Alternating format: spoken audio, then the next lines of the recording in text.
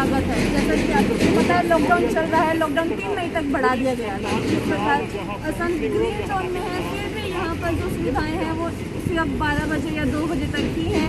उसके बावजूद किसानों के लिए बहुत ही बड़ी राहत मिली हुई है कि किसानों को चलते कुछ राहत मिली है। इसी प्रकार आज यहाँ पर एसपी का आगमन हो रहा है असम में ग्रीन जोन जो कि पहुँच चुका है। उसमें हमारे जो कर्नाटक एसपी हैं वो आ गए हैं। आप देख सकते हैं ये गाड़ियाँ उनकी आ चुकी हैं, उनका निरीक्षण है, वो हर एक नाके पर पहुँचेंगे, वहाँ पर निरीक्षण करेंगे, किस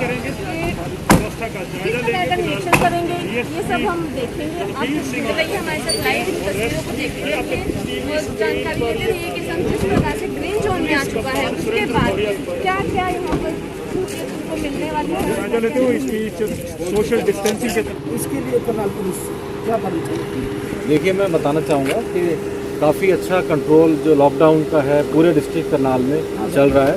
काफ़ी अच्छी कोऑपरेशन जनरल पब्लिक से और बहुत अच्छी कोऑपरेशन मीडिया के बंधुओं से, दोनों से बहुत अच्छी कोऑपरेशन मिल रही है। आप भी सारा दिन फील्ड में रहते हो और कोई भी हमारा केस पॉजिटिव एक्टिव केस नहीं है। कुल 6 केसेस थे, 5 बिल्कुल रिकवर होके अपने घर चले गए हैं और एक जो उनकी एज ज़्यादा थी और क्रॉनिक डिजीज़ से पहले वो ग्रस्त थे वो एक्सपायर हुए हैं। बाकी ओवरऑल लॉकडाउन की स्थिति बहुत अच्छी चल रही है। जैसे आप भी सारा दिन फील्ड में रहते हो, जानते ही हो। और साथ साथ मैं ये अपील करना चाहूँगा आपके माध्यम से कि थोड़े ही दिनों की बात और है, तो सभी अपने घर में रहें, सुरक्षित रहें, अपना ध्यान रखें। और कुछ एस्टेब्लिशमेंट्स और कुछ संस्थाएँ पिछले कुछ दिनों में खुली हैं ताकि जो सप्लाई चेन है अनसेंशियल कमोडिटीज़ की वो ना बाधित हो और जनता को परेशानी ना हो। तो उसके लिए भी जो नॉर्म्स फिक्स किए गए हैं, जो कंडीशंस हैं, उसको मानते हुए, जैसे कि मास्क जरूर पहने, बार बार अपने हाथ धोएं और सोशल डिस्टेंस मेंटेन करें। ये छोटी छोटी सी बातें का अगर हम ध्यान रखेंगे तो बहुत जल्द इस कोरोना जो कोविड-19 से हम छुटकारा पा सकते हैं। सर, आज सुबह से लेकर के कुछ दुकानों की या कुछ ऐसे खुलने की आशंका थी, उसके बारे में बताइए जरा कुछ। देखिए, एक आदेश जो है आपके सभी ग्रुप्स में वायरल हो रहा होगा। इसके बारे में मैं स्पष्ट करना चाहूँगा कि इसके संबंध में जो भी आदेश है वो बिल्कुल क्लियरली एक स्पीकिंग ऑर्डर आज शाम तक डिस्ट्रिक्ट प्रशासन की ओर से जारी हो जाएगा।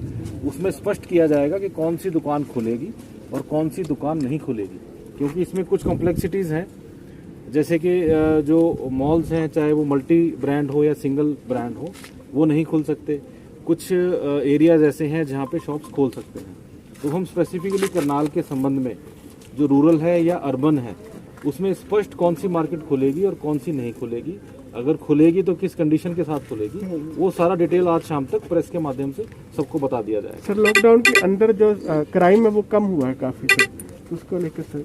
हाँ, देखिए, वो तो वायोलेशन के संबंध में जो 188 की वायोलेशन हुई है या लॉकडाउन के सेक्शंस की वायोलेशन हुई है, 137 केस 24 तारीख से आज तक दर्ज किए हैं।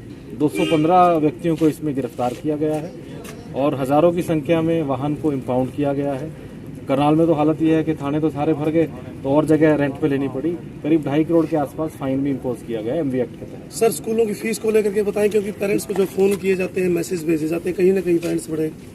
देखिए, बिल्कुल मैं स्पष्ट करना चाहूँगा कि किसी प्रकार की ज़बरदस्ती इसमें नहीं की जा सकती। यदि कोई ऐसा स्पेसिफिक केस है, आप हमें कंप्लेंट दीजिए।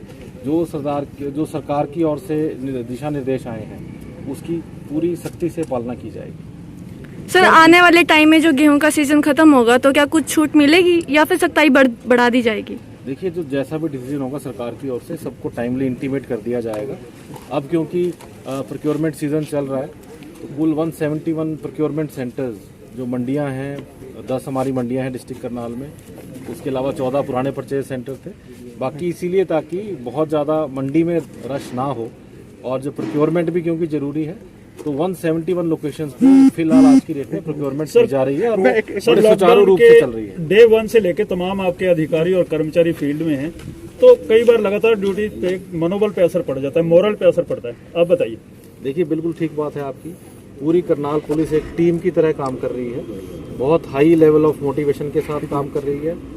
और जो हमारा फ़र्ज़ है as a district superintendent of police, हम भी ध्यान रख रहे हैं कि पूरा इनको कोई खाने की कमी ना हो, इनको रेगुलर सप्लाई ऑफ मास्क जो हैं वो रेगुलर सप्लाई रहे, सैनिटाइज़र प्रॉपरली मिलता रहे इनको, क्योंकि मौसम भी गर्मी का आ गया है। तो आप देख रहे हो सभी नाकों पे टेंट भी लगवाए गए हैं तो बहुत अच्छे एक मोटिवेशन लेवल के साथ पूरी करनाल पुलिस का कुल मिला के मोरल हाई सर सर जैसे दिल्ली के अंदर या मध्य प्रदेश के अंदर जो योद्धा है, पुलिसकर्मी हैं, वो भी संक्रमित हुए हैं, तो ऐसा ना हो उसके लिए सर हरियाणा पुलिस या करनाल पुलिस क्या करे? देखिए, बिल्कुल सभी मुलाजिमों को बार बार इसलिए ब्रीफ किया जाता है कि जो प्रिकॉशनरी मेजर हैं इसके संबंध में वो लें, खुद भी सोशल डिस्टेंस मेंटेन करके जो पूछताछ करनी है, जो मूवमेंट है गाड़ियों की, उससे भी दूरी बना के रखें, और अगर हो सके तो उनके भी हाथ सैनिटाइजर से साफ करें। और अभी तक साथ साथ हम इनके मेडिकल एग्जामिनेशन भी सभी का करवा रहे हैं। एक बार कंप्लीट हो गया है। जो स्क्रीनिंग है उसमें केवल 4 ही हमारे जो ड्यूटीज़ ऐसी थी जो अनफिट पाए या किसी और बीमारी के कारण वो नाके या एक्टिव ड्यूटी के उनसे हटा के उनको लाइट ड्यूटी पे लगाया गया है। कहीं ना कहीं 2 लेडी कांस्टेबल्स हमारी ऐसी थी जिनको कुछ सिम्टम लग रहे थे, उनका हमने इमीडिएटली आइसोलेशन वार्ड में शिफ्ट करके उनका टेस्ट करवाया। सर रेड जोन के अंदर, जो रेड जोन के अंदर ड्यूटी करते हैं, क्या उनके लिए कुछ स्पेशल सर? बिल्कुल, जो कंटेनमेंट जोन है हाँ जी, और जो बफर जोन है, जैसे कि जिस गांव में या जिस पर्टिकुलर कॉलोनी में जो केसेस एक्टिव आए हैं, फिलहाल तो कोई केस एक्टिव नहीं है हमारा, लेकिन जहां पहले भी आए हैं उसमें जो प्रोटोकॉल है कि उसे पूरी चारों तरफ से सील किया जाता है, पूरे उस गांव को या उस एरिया को सैनिटाइज किया जाता है, सभी व्यक्तियों की वहाँ स्क्रीनिंग होती है और 28 दिन के लिए उसे कंटेनमेंट जोन में रखा जाता है। सर जिला करनाल में जिस तरह का आम पब्लिक ने रेस्ट्रेन दिखाया और कोऑपरेशन दिखाया, उस पर 2 शब्द कहिए। देखिए, मैं बिल्कुल आपके माध्यम से जो करनाल की जनता है उनका सभी का आभार प्रकट करता हूँ। साथ में सभी जो मीडिया बंधु हैं, आप भी रिस्क उठाते हुए, क्योंकि आपके लिए कवरेज करना इसलिए ज़रूरी है क्योंकि आपके थ्रू क्या चल रहा है पूरे शहर में लोगों को घर बैठे पता लग जाता है और उनकी जो उत्सुकता है वो भी काफ़ी हद तक कंट्रोल में रहती है। सर जिस तरह से जगह जगह पर नाके लगे हुए हैं, क्या नशे पर भी कोई रोकथाम हुई है? बिल्कुल, जैसा आप जानते हैं कि अब ठेके भी बंद हैं, तो जब से ठेके बंद हैं तो ये भी कंप्लेंट्स आ रही थी कि कच्ची शराब बन रही है या इसकी लिकर की स्मगलिंग हो रही है। लिकर की बात है। उसके संबंध में भी खासकर असंध क्षेत्र में भी काफ़ी केसेस दर्ज हुए हैं, जिसमें लाहन और इवन जो चलती हुई भट्टी भी पकड़ी है। काफ़ी इसमें संबंध में केसेस भी दर्ज किए हैं और काफ़ी अरेस्ट भी किए गए हैं। आपको भी कोई सूचना मिले तो मेरी रिक्वेस्ट है कि तुरंत इसकी सूचना दें, क्योंकि जो ठेके बंद हैं और किस तरह की लिकर सप्लाई हो रही है उसकी कोई गारंटी नहीं है। तो जनता के लिए मैसेज, जनता के लिए एक ही मैसेज है कि आप कृपया करके जैसी आपने पेशेंस दिखाई है वैसी ही पेशेंस दिखाएं और कृपया अपने घरों में रहें और सुरक्षित रहें। Thank you. तो ये पुलिस का ध्यान रखते हुए आप देख सकते हैं किस प्रकार यहाँ पर निरीक्षण किया जा रहा है और बात करेंगे।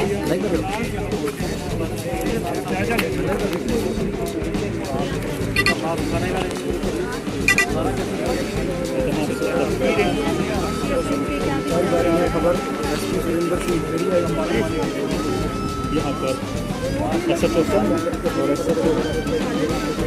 पहला थाना जायजा लेते और साथ में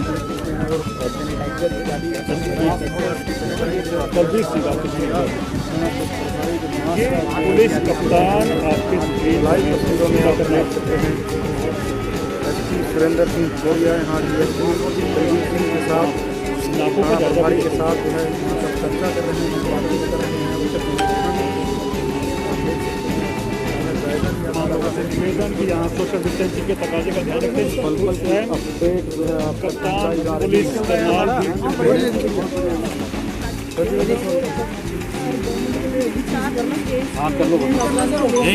तो मैं आपकी स्क्रीन पर पुलिस कप्तान करनाल सुरेंद्र भौरिया